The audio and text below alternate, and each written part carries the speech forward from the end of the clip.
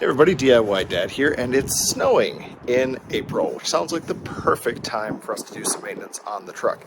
If you have a Duramax Silverado or GMC Sierra and you've ever had the issue of smelling diesel exhaust in the cab, you may have the same problem as me. So we're going to deal with that. Here we go.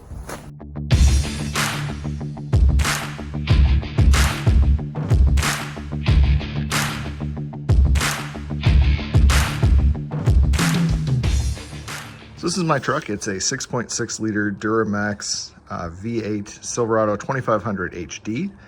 And since I've owned it, it's been about 2 months. Every once in a while, when it's very warm, I'll get this odd smell of diesel exhaust in the cab. It's only happened a couple times because it's been winter in Minnesota, so it hasn't gotten very warm. It only seems to happen when the exhaust gets to full operating temperature, and then you get this smell. I had it to my shop, they checked it out.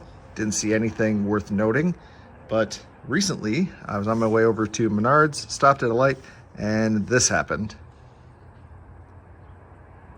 Hopefully you can tell from the video, I had visible exhaust coming out of the vents in the air conditioning, and it smelled super strong. Did a little bit of experimenting, looked around the truck a little, and lo and behold found that there is a clamp on the exhaust where the down tube from the turbo comes down. It's like right down here behind this cover. There's a clamp about right there. And that clamp is apparently prone to failure. And directly above that clamp is the intake for the cabin air conditioning, which is a fantastic design.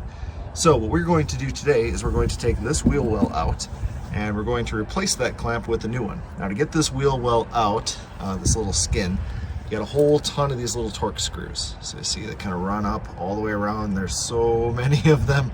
So we're gonna pull all of these out. There's a few kind of staged further back as well.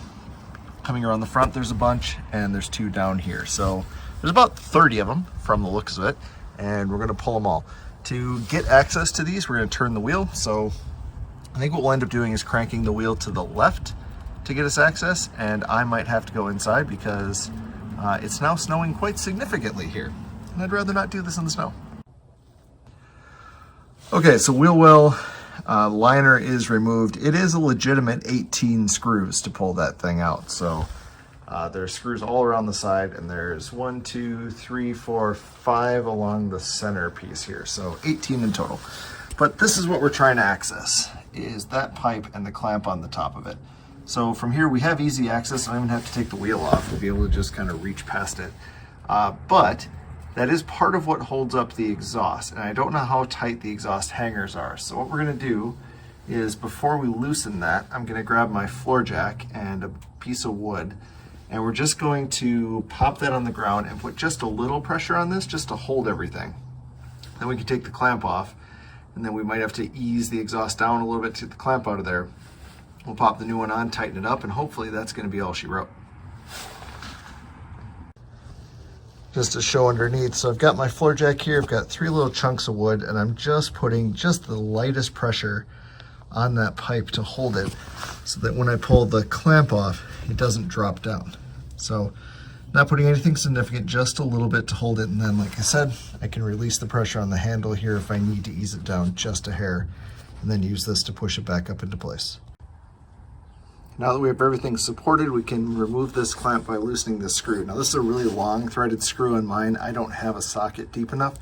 Luckily what I do have is a set of ratcheting box wrenches. If you don't have a set of those, I'd highly recommend it, especially for something like this. Clearance is pretty tight in there, and everything, even after sitting for a while, is still quite warm. So wear gloves, be careful with what you touch when you're reaching in here, because some of this stuff retains heat for quite a while, especially close to the engine block.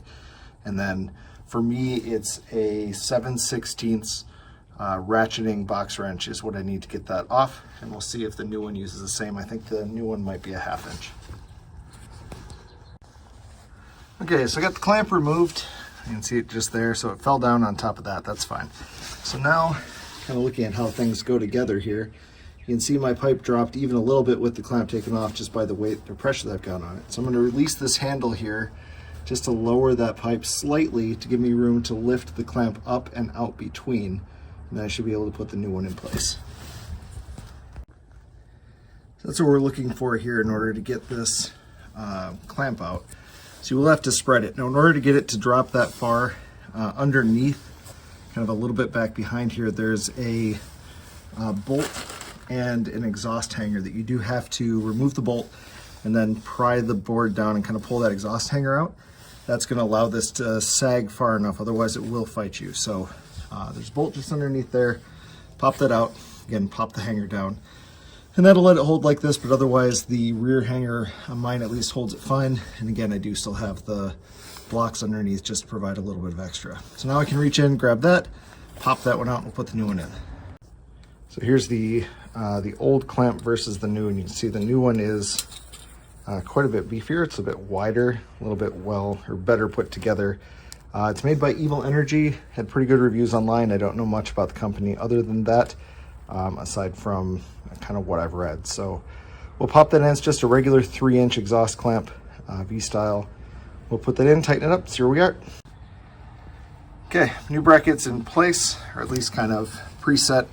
Used my jack here to push this back up, got it nice and snug. So now I'm gonna get the cowl around. So the way these work, there's kind of a V-shaped channel that needs to go around both pipes, and then we'll thread the bolt and get it tightened down, and we should be done. So here's the new clamp installed. Everything's tightened up as tight as I can make it. Clearance is a little bit tricky down in there, but I got her incredibly snug, so we should be good.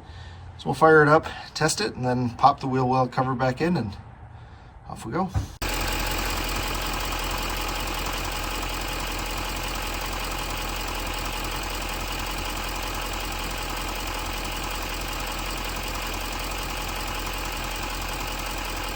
So this being the end of a DIY dad video, I of course owe you a dad joke, which I would love to do, but honestly, after doing this and dealing with snow, I'm just exhausted. Remember, with any DIY project, most important step is just to do it. No one's going to see the flaws unless you point them out to them. Stay safe, have a good night, catch you in the next one.